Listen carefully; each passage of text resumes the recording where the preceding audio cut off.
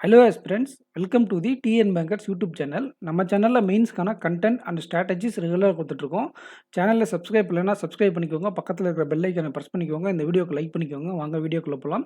இந்த வீடியோவில் என்ன பார்க்க போகிறோம்னா, எஃப்சிஐ அண்ட் என்ஐஎஸ்எல் நோட்டிஃபிகேஷன் எப்போ வரும் அண்ட் எக்ஸாம் டேட் என்ன அண்ட் இதுக்கான வேக்கன்சிஸ் எவ்வளோ பாசிபிள் அந்த மாதிரி நம்ம பார்க்கலாம். வாங்க வீடியோக்குள்ளே போகலாம். ஃபஸ்ட்டு நம்ம எஃப்சிஐ பார்க்கலாம். எஃப்சிஐ நோட்டிஃபிகேஷன் வரும்ன்ட்டு நான் 1 மந்த்தாகவே சொல்லிட்டு இருக்கேன். 1 மந்த்துக்கு முன்னாடியிருந்தே சொல்லிட்டு இருக்கேன். எக்ஸாம் டேட்டும் ஜனவரி மிடில் வரும்னு சொல்லிட்டு இருந்தேன். இந்த நோட்டிஃபிகேஷன் இப்போ வர்றதுக்கு ரெடி ஆகிடுச்சு. அதனால் பழைய வேக்கன்சி சர்க்குலேட் பண்ணிட்டுருக்காங்க. அந்த 33,000 அந்த வேக்கன்சி அப்படின்னு ஒரு பிடிஎஃப் எல்லா இடத்துலையும் சர்க்குலேட் ஆகிட்டு இருக்கு இல்லையா, அது வந்து ஜூலை டேட்டா, பழைய டேட்டா. அது எனக்கு எப்போயே தெரியும் அந்த வேக்கன்சி. அதுபடி நமக்கு 33,000 வேக்கன்சி வருமானு கேட்டால், அது department exam, internal promotion and அவங்க கேட்டகரி எஸ்ஓ கேட்டகரியிலேருந்து எல்லாத்துக்குமே வரும். தனியாக இந்த லா அந்த மாதிரி ஒவ்வொரு டிகிரிக்கும் ஒரு எலிஜிபிள் இருக்கும். ஒரு போஸ்டிங் இருக்கும். அந்த மாதிரி இன்டர்னல் ப்ரொமோஷனு எல்லாம் சேர்ந்து தான் அந்த வேக்கன்சி ஸ்பிட்டப்பு. நமக்கு என்ன வேக்கன்சி வரும் அப்படின்னு பார்த்தீங்கன்னா, ஜஸ்ட்டு நமக்கு என்ன வேக்கன்சி வரும்னா, ஒரு 250லேருந்து 300 வேக்கன்சி வரும், அவ்வளோதான். சதர்ன் ரீஜியனுக்கு அப்போ ஜூலையில் நான் பார்த்த டேட்டா என்னன்னா, ஆர்டிஐயில் ஜூலையில் பார்த்த டேட்டா படி 206 டிப்போர்ட் வேக்கன்சியும், ஜென்ரலுக்கு 66 இருக்குது. டிப்போர்ட்னா இந்த ஃபுட் கார்பரேஷன் ஆஃப் இந்தியாவுக்கு இந்த லோடு வரும்ல, லாரியில் லோடு, அதை இறக்குறது ஏற்றுறதுக்கும் ஆளுங்க இருப்பாங்க. அதுக்கு நம்ம சூப்பர்வைஸ் பார்க்குற வேலை கூட தான் டிப்போர்ட்டு. இது ஓவர் டைம் பண்ணி நம்ம ஓடிக்கு தனியாக சேலரி வாங்கிக்கலாம். இது மென்ஸு ரொம்ப சூஸ் பண்ணுவாங்க. உமன்ஸு மேக்ஸிமம் ஜென்ரல் சூஸ் பண்ணுவாங்க. 66 வேக்கன்சிஸ் இருக்குது. இந்த 2 கேட்டகரியில் ஜூலை வரைக்கும் இந்த டேட்டா, இந்த வேக்கன்சி ஆட் ஆகிட்டு இப்போ நோட்டிஃபிகேஷனில் வர்றதுக்கு வாய்ப்புகள் இருக்குது. இல்லை இதே கொடுத்தாலும் கொடுத்துருவாங்க. நம்ம நோட்டிஃபிகேஷன் வந்தால் தான் அது தெரியும். எக்ஸாம் டேட்டுன்னு பார்த்தீங்கன்னா, ஜனவரி 11, 18 அண்ட் 21 இருந்தது.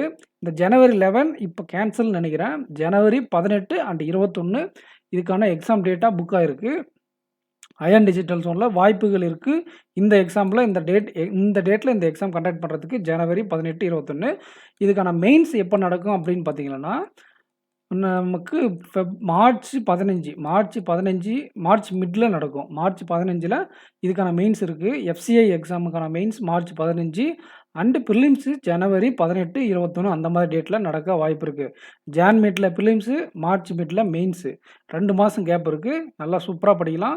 இந்த எக்ஸாம் ப்ரிலிம்ஸும் வந்து பார்த்தீங்கன்னா பேட்டர்ன் சேஞ்சஸ் ஆகுமா?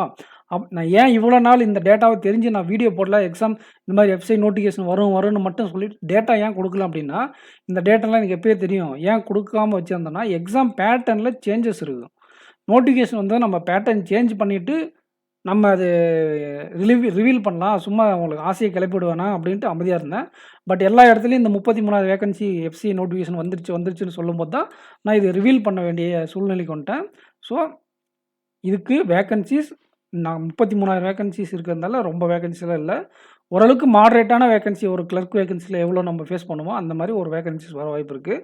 சதர்ன் ரீஜியன்னா கேரளாவும் தமிழ்நாடும் சேர்ந்து தான் சதர்ன் ரீஜியன். தமிழ்நாட்டுக்கு மட்டும் கிடையாது இந்த வேக்கன்சி. அது மட்டும் இல்லாமல் இந்த எக்ஸாமு இந்த மாதிரி மார்ச் மிடில் நடக்குது. அது மட்டும் இல்லாமல் இதோட எக்ஸாம் பேட்டர்ன் சேஞ்சஸுக்கு உள்ளாகுமா அப்படின்னு நாம் வெயிட் பண்ணி பார்க்கணும். அஃபிஷியல் நோட்டிஃபிகேஷன் வர வரைக்கும். இது வந்து ப்ரீவியஸில் அதுக்கு முன்ன வருஷம் நடந்த எக்ஸாமில் கம்ப்ளீட்டாக பேங்கிங் பேட்டர்னாக இருந்துச்சு. செகண்ட் லாஸ்ட் ரெக்ரூட்மெண்ட்டில். பட் லாஸ்ட் ரெக்ரூட்மெண்ட்டில் என்னாச்சுன்னா, எஸ்எஸ்சியோடைய ஜென்ரல் அவேர்னஸ் மட்டும் சேர்த்திக்கிட்டு மீதி எல்லாம் பேங்கிங் பேட்டர்னாக கேட்டிருந்தாங்க. General awareness, general studies, GS general அவேர்னஸ்னு நம்ம எழுதுறது. ஜென்ரல் ஸ்டடீஸ்னால் ஹிஸ்ட்ரி, ஜியாகிரபி, பாலிட்டி அதோடு சேர்த்து கரண்ட் அஃபேர்ஸ் வந்துச்சு. அது சேர்த்து பேங்கிங் சிலபஸில் கொடுத்துருந்தாங்க. இந்த வருஷம் இந்த எக்ஸாம் பண்ணாங்க இல்லையா, இபிஎஃப்ஓ எஸ்எஸ்சி, அந்த மாதிரி என்ன பண்ணுறாங்கன்னா, அவங்க என்ன பண்ணிட்டாங்கன்னா கம்ப்ளீட்டாக எஸ்எஸ்சி பேட்டர்னுக்கு அடாப்ட் பண்ணிட்டாங்க. எஸ்எஸ்சி பேட்டர்னில் இருக்கக்கூடிய ட்ரிக்னோமெட்ரி, ஜியாமெட்ரிலாம் உள்ளே கொண்டு வந்தாங்க இல்லையா, அந்த மாதிரி ஏதாச்சும் நம்ம சேஞ்சஸ் பண்ணுறாங்களோ, சிலபஸில் எஸ்எஸ்சி பேட்டர்னை உள்ளே கொண்டாடுறாங்களோ, இல்லை பேங்கிங் பேட்டர்னோடு சேர்த்து எக்ஸ்ட்ரா ஜிஎஸ் மட்டும் படிக்கிறாங்களா அப்படிங்கிற பேட்டர்ன் நோட்டிஃபிகேஷன் வந்து நம்ம கன்ஃபார்ம் பண்ணிக்கலாம். அதுக்காக தான் நான் வெயிட் பண்ணியிருந்தேன். இதை பற்றி நம்ம எதுவும் பேசக்கூடாது அப்படின்றதுக்காக. ஸோ இது ஜூலை data 266 vacancy, mid exam, prelims, mains, March mid mains exam, exam pattern எஸ்எஸ்சியா, பேங்கிங்கா இல்ல காம்போவா அப்படிங்கிறது கம்ப்ளீட்டா பேங்கிங்காவும் வர்றதுக்கு வாய்ப்புகள் இருக்கு. நம்ம நோட்டிஃபிகேஷன் வந்தா தான் அது தெரியும். இதுதான் இந்த நோட்டிஃபிகேஷனுடைய டேட்டா, நம்ம தெரிஞ்சுக்கக்கூடிய டேட்டா. Next NICL assistant. இது வந்து இன்னைக்கு தான் இந்த நியூஸ் ரிலீஸ் ஆயிருக்கு. இதுபடி டிசம்பர் 10ஆம் தேதிக்குள்ள நியூஸ் பேப்பர் அட்வர்டைஸ்மெண்ட் வரும், இல்ல ஒரு 1 பேஜ் அட்வர்டைஸ்மெண்ட் அந்த மாதிரி வர்றதுக்கு வாய்ப்பு இருக்கும். அண்டு டிசம்பர் 15க்குள்ள உங்களுக்கு அஃபிஷியல் நோட்டிஃபிகேஷன் வந்துரும். எக்ஸாம் பிரிலிம்ஸ் எக்ஸாம் நமக்கு டிசம்பர் எண்டுல சொல்லியிருக்காங்க. எக்ஸாக்ட் டேட் என்ன அப்படிங்கிறத நான் கன்ஃபார்ம் பண்ணிட்டு, எக்ஸாம் டேட் வந்து டிசம்பர் எண்டு இல்ல, ஜனவரி எண்டுல சொல்லியிருக்காங்க. சாரி ஆஸ்பிரண்ட், ஜனவரி எண்டுல எக்ஸாம் என்ஐசிஎல் அசிஸ்டன்ட் எக்ஸாம் எண்டுல நடக்க வாய்ப்பு இருக்கு. டிசம்பர் மிட்ல நோட்டிஃபிகேஷன் வரும். டோட்டல் வேக்கன்சிஸ் எவ்வளோன்னு பார்த்தீங்கன்னா 500 வேக்கன்சிஸ் இருக்கு. இதில தமிழ்நாட்டுக்கு லாஸ்ட் மாதிரி தான், லாஸ்ட் இயர்ல 300 வேக்கன்சிஸ்ன்னு நான் நினைக்கிறேன். அதில 30 வேக்கன்சி வந்துச்சு. இந்த 500 வேக்கன்சின்றபோது நமக்கு ஒரு நான் கெஸ் பண்ண விரும்பல. நோட்டிஃபிகேஷன் வந்த பிறகுல பார்த்துக்கலாம். ஒரு டீசென்ட்டான இப்போ என்ஐசிஎல் அசிஸ்டன்ட் வேக்கன்சியோட கொஞ்சம் அதிகமா வர்றதுக்கு கூட வாய்ப்புகள் இருக்கு. ஏன்னா போன வருஷம் கம்மியா இருந்துச்சு வேக்கன்சி. தமிழ்நாட்டில கொஞ்சம் பிரான்ச்சஸ் அதிகமா தான் இருக்கு. அதனால நம்ம நோட்டிஃபிகேஷன் வந்ததும் வேக்கன்சிஸ் ஸ்பிட் அப் பார்த்துக்கலாம். பட் இந்த எக்ஸாமுக்கு நீங்க படிக்கணும்னா, பாஸ் பண்ணணும்னா, இந்த 2 எக்ஸாமும் நீங்க அரித்மெடிக் சம்ஸ் இல்லாம பாஸ் பண்ண முடியாது. அரித்மெடிக் சம்ஸ் உங்களுக்கு வேணும்னா, ஆப்டிவ் வித் ஏகே யூடியூப் சேனலை சப்ஸ்கிரைப் பண்ணிக்கோங்க. அதில நம்ம அரித்மெடிக் சீரியஸ் ரெகுலரா கொடுக்குறோம். ஸோ இந்த 2 எக்ஸாமும் நீங்க பாஸ் பண்ணணும் அப்படின்னா, ஆப்டிவ் வித் ஏகே சேனலை சப்ஸ்கிரைப் பண்ணி வச்சுக்கோங்க. சப்ஸ்கிரைப் பண்ணலைன்னா லிங்க் கமெண்ட் செக்ஷன்ல கொடுத்துருக்கேன். டிசம்பர் 5லிருந்து நான் சீரியஸ் இதுக்கு கொடுக்குறேன். ஆப்டிவ் சீரியஸ் யூஸ் பண்ணிக்கோங்க. அண்டு இதுக்கான எக்ஸாம் பேட்டர்ன் நத்திங் சேஞ்சஸ். ஏன்னா இப்போ நடந்த என்ஐசிஎல் எக்ஸாம் தான் நமக்கு ரோல் மாடல். இந்த எக்ஸாமும் ஒரே மாதிரி தான் இருக்கும். பிலிம்ஸ், மெயின்ஸ் ஒரே பேட்டர்ன்ல இருக்கும். என்ஐசிஎல் எக்ஸாம்ல நான் films cut off expected cut off 80+ மேல வாய்ப்புகள் இருக்கு. ஒரு 82 ±3 அப்படின்னு சொல்லியிருக்கேன். அப்படின்னா ஒரு 82லேருந்து 85 வரைக்கும் வர வாய்ப்புகள் இருக்கு. பட் 80 மார்க் எடுத்தவங்களுக்கும் நார்மலைஸ் ஆகி உங்களுக்கு பாஸ் பண்ண வாய்ப்புகள் இருக்குன்னு சொல்லியிருந்தேன். 82லேருந்து 85க்குள்ள கட் ஆஃப் இருக்கும். 82 ±3ன்றபோது. So 85 cut off, 84, 85 cut off இருந்தா கூட நீங்க 80 மார்க் எடுத்திருந்தா கூட செகண்ட் ஷிஃப்ட்ல இருக்கிறவங்களுக்குலாம் நார்மலைசேஷன் ஆகும். எந்த செக்ஷன்ல நீங்க பண்ணியிருக்கீங்களோ செக்ஷன் 3 சப்ஜெக்ட் இருக்கு இல்லையா? 3 சப்ஜெக்ட்லயும் வந்து நார்மலைஸ் பண்ணுவாங்க. எந்த சப்ஜெக்ட்ல நீங்க புவரா பண்ணியிருக்கீங்களோ, அந்த சப்ஜெக்ட் தகுந்த மாரி டிஃபிகல்ட் ஸ்லாட்டுக்கு தகுந்த மாரி 2 ஸ்லாட்டுக்குமே நார்மலைஸ் ஆகும். நீங்க எந்த செக்ஷன்ல அதிகமா பண்ணியிருக்கீங்க, எந்த செக்ஷன்ல கம்மியா பண்ணியிருக்கீங்கன்றத பொறுத்து உங்களுக்கு மார்க் டிசைடட் ஆகும். ஸோ உங்களுக்கு 80+ அட்டெம்ப்ட் இருந்தாலே உங்களுக்கு கிளியர் பண்ண வாய்ப்புகள் இருக்கு. ஆனா இந்த எக்ஸாமுக்கு நான் 90+ டார்கெட் பண்ண சொல்லுவேன். ஏன்னா இது வந்து ஃபுல் கெப்பாசிட்டில கேண்டிடேட்ஸ் அட்டெண்ட் பண்ணுவாங்க. ஃபுல் காம்படிஷன் இருக்க போகுது. எப்படின்னா, நமக்கு இந்த என்ஐசிஎல் அசிஸ்டன்ட் இப்ப நடந்துச்சுல்ல என்ஐசிஎல் அசிஸ்டன்ட் 2 நாளைக்கு முன்னாடி. அந்த எக்ஸாமுக்கு வந்து நெறைய பேர் ஆப்சென்டீஸ் இருந்தாங்க. ஏன்னா மெயின்ஸ் எக்ஸாமோட கிளாஸ் ஆச்சு. சென்டர் 3 இடத்துல அவைலபிள். இது சென்டரும் டீசென்ட்டா குடுப்பாங்க. அது மட்டும் இல்லாம, உங்களுக்கு இது வந்து எந்த டேட்லயும் கிளாஸ் ஆகாம வந்துச்சு அப்படின்னா எக்ஸாமு, இது ஃபுல் கேண்டிடேட்ஸ் போய் எழுதுவாங்க. அப்ப cut off usual cut off மாதிரி ஒரு ஆர்பி அசிஸ்டன்ட், ஒரு என்ஐசிஎல் அசிஸ்டன்ட் போன வருஷம் நடந்த கட் ஆஃப் மாரி ஒரு 90+ எபோவ் போகறதுக்கு நெறையவே வாய்ப்பு இருக்கு. அரித்மெடிக் சம்ஸு, இங்கிலீஷ்ல கிராமர்ல சில டாபிக்ஸு, இந்த மாரி இங்கிலீஷ்ல வேர்ட் ஸ்வாப்பு, பேராஜம்பிள் வீக்கா இருக்கீங்க. இந்த மாரி உங்களுக்கு ஏதாச்சும் லூப் ஹோல் இருந்தா, அது வந்து கிளியர் பண்ணிக்கோங்க. கண்டிப்பா நீங்க வீக்னஸ் இல்லாம போனா மட்டும் தான் இந்த எக்ஸாம் கிளியர் பண்ண முடியும்.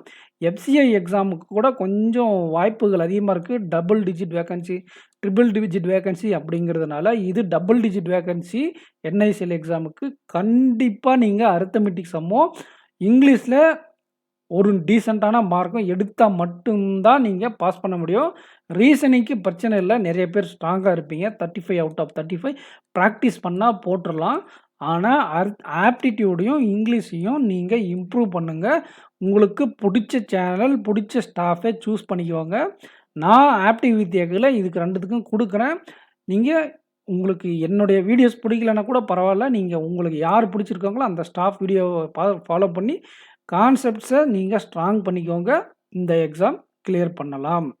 அண்டு அது மட்டும் இல்லாம இந்த நோட்டிஃபிகேஷன் கூடிய சீக்கிரம் வரப்போது. ஆல்ரெடி முடிஞ்ச எக்ஸாம தலைய சுத்தி தூக்கி போட்டுருங்க. நாளைக்கு யூனியன் பேங்க் ஆஃப் எக்ஸாம் இருக்கு. அதுக்கு லாஸ்ட் மினிட் டிப்ஸ் கொஞ்சம் ஷார்ட் ஃபார்மேட்ல கொஞ்ச நேரத்துக்கு இன்னைக்கு ஈவினிங் இல்ல நாளைக்கு காலையில இன்னைக்கு ஈவினிங் அப்லோட் பண்ணிடுறேன். இந்த எக்ஸாம் முடிச்சுட்டு வந்து தலைய தூக்கி போட்டு இந்த எக்ஸாமுக்கு இந்த 2 எக்ஸாம் படிக்க ஆரம்பிச்சுருங்க. Along with this SBI PO கூடிய சீக்கிரம் வருது. எஸ்பிஐ பிஓ நோட்டிஃபிகேஷன் ஏன் வரலன்னா, எஸ்பிஐ பிஓக்கும், எல்பிஓ எக்ஸாமுக்கும் எல்பிஓ மாதிரி அவங்களுக்கு சிபிஓன்னு ஒரு போஸ்டிங் இருக்கும். அத பார்த்து தான் இவங்க எல்பிஓன்னு காப்பி அடிச்சாங்க. Circle based officer. அந்த 2த்துல வேக்கன்சி எப்படி ஸ்ப்ளிட் அப் பண்ணலாம் அப்படின்ற டிஸ்கஷனால தான் வேக்கன்சிஸ் டிலே ஆகுதுன்றது இந்த இன்ஃபோ வந்து இப்ப நான் ஏற்கனவே சொல்லியிருக்கேன். பட் வேக்கன்சி நோட்டிஃபிகேஷன் டிலே ஆகுறதுக்கு இதான் காரணம். எக்ஸாம்ஸ் ரொம்ப தள்ளியெல்லாம் போகாது. அவங்க 4 டேட்ல புக் பண்ணி வச்சிருக்காங்க. 27, 30, 31, 2ஆம் தேதி. இந்த 4 டேட் அயான் டிஜிட்டல் புக் பண்ணி வச்சிருக்காங்க. எஸ்பிஐ பொறுத்தவரையும் வீக் டேஸ்லயே கண்டக்ட் பண்ணுவான் எக்ஸாமு. வீக்கெண்டுக்கு வெயிட் பண்ண தேவையில்ல. அவங்க 2, 3, 4 அந்த டேட்ல கூட எக்ஸாம் குடுத்துட்டு போயிட்டே இருப்பாங்க. எப்படினாலும் பண்ணுவாங்க. இப்ப நான் இருக்கிற சிச்சுவேஷன்ல நம்மளால கெஸ் பண்ணவே முடியாது. டிசம்பர் 22ஆம் தேதி எக்ஸாமுக்கு கர்நாடகா பேங்க்குக்கு நோட்டிஃபிகேஷன் 2 நாளைக்கு முன்னாடி தான் வந்துச்சு. ஸோ 20 நாள்லயே அவங்க நோட்டிஃபிகேஷன் விட்டு, ஆல் டிக்கெட் விட்டு ப்ராசஸ் பண்ணக்கூடிய அளவுக்கு வந்து அவங்க ஸ்டாஃப் ஐபிபிஎஸோட ஸ்ட்ரென்த் இன்க்ரீஸ் ஆயிடுச்சுன்னு நெனைக்கிறேன். ஆ ஆல் டிக்கெட்டும் அப்படிதான் வர்றான். அட்மிட் கார்டும் அப்படிதான் வர்றாங்க. குயிக்கா ப்ராசஸ் பண்ணிடுறாங்க. நம்மளால அடாப்ட் பண்ண முடியல. இதுவே டிஎன்பிஎஸ்சி இருந்தா 6 மாசம் வரைக்கும் நம்ம வெயிட் பண்ணிற வேண்டியிருக்கும் ரிசல்ட் வர்றதுக்கு. இவங்க என்னன்னா, ஓ ரிசல்ட் விட்டு 6 நாள்ல ஆல் டிக்கெட் விட்டு எக்ஸாம் கண்டக்ட் பண்ணிடுறாங்க. அந்த அளவுக்கு ஸ்பீட் ஆயிடுச்சு ஐபிபிஎஸ். நம்மளும் அதுக்கு தகுந்த மாரி ஸ்பீடுக்கு கோப் அப் பண்ண கத்துக்கணும். எனி டைம் எக்ஸாம் ரெடியா இருக்கணும். நோட்டிஃபிகேஷன் வர்ற வரையும் வெயிட் பண்ணாதீங்க. அவங்க நோட்டிஃபிகேஷன் வந்து நீங்க எக்ஸாம் ப்ரிப்பேர் பண்ணி, அதுக்கப்புறம் நீங்க பாஸ் பண்ணக்கூடிய அளவுக்கு அவங்க டைம் தர்றதில்ல இப்பல்லாம். வருவாங்க. அவங்க பாட்டுக்கு நோட்டிஃபிகேஷன் போட்டு எக்ஸாம்னு இந்த டேட்ன்னு சொல்லிட்டு எக்ஸாம் வச்சுட்டு போயிட்டே இருக்காங்க. முன்னெல்லாம் என்ன பண்ணுவாங்கன்னா, 90 நாள் இருக்கும் ஐபிபிஎஸ் கிளர்க் எக்ஸாம் படிக்க எங்களுக்கு. நீங்க அந்த ஒரு சேனல் இருக்குல்ல, அந்த பழைய சேனல் ஃபேமஸா இருந்துச்சுல்ல, அந்த சேனல்ல போய் பார்த்தீங்கன்னா, last 90 days strategies how to get 90 days SBI கிளர்க்ல அது ஐபிபிஎஸ் கிளர்க்ல 90 டேஸ்ல எப்படி 65 மார்க் எடுக்கலாம் அப்படின்னு ஸ்ட்ராட்டஜி போட்டிருப்பாங்க. ஏன்னா, அப்பலாம் 65 மார்க் எடுத்தா பெரிய மார்க். 58 தான் பாஸ் மார்க்கு. அப்ப 90 டேஸ் இருந்த பீரியட 30 நாளுக்கு சுருக்கியிருக்காங்க. இதோடைய தாத்பரியம் என்னன்னா, காம்படிஷன் அதிகமா இருக்கு.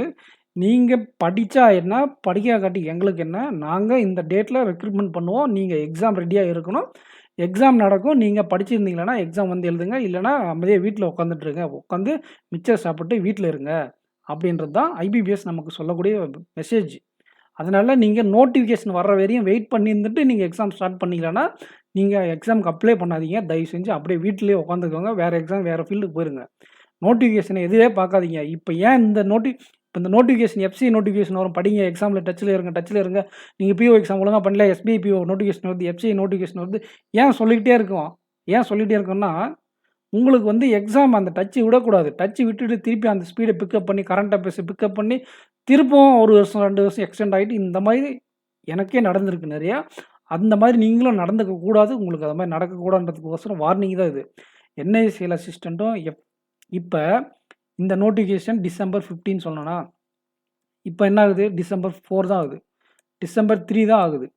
இப்ப 12 நாளைக்கு முன்னாடியே உனக்கு வார்னிங் குடுக்குறேனா?